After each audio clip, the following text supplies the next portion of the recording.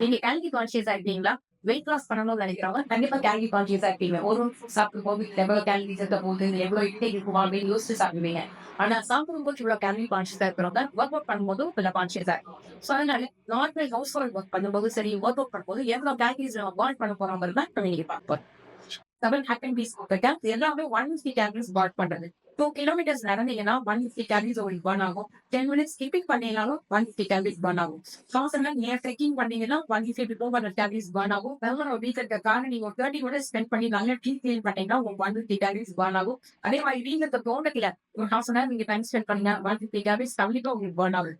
அது இல்லாம house hold work mopping, floor எல்லாம் ஆஃப் பண்ணீங்கன்னா ஒரு 1/2 பண்ணீங்கன்னா 150 கேலரீஸ் பர்ன் பண்ணீங்கன்னா அதே மாதிரி கிளீனிங் அண்ட் டஸ்டிங் வீட நல்லா கிளீன் பண்ணி டஸ்ட் பண்ணீங்கன்னா அதுலயும் உங்களுக்கு 150 கேலரிஸ் பர்ன் ஆகும். சோ இந்த மாதிரி ஈஸியா 150 கேலரிஸ் பர்ன் பண்றது டிப்ஸ் தான் நான் சொல்லியிருக்கேன்.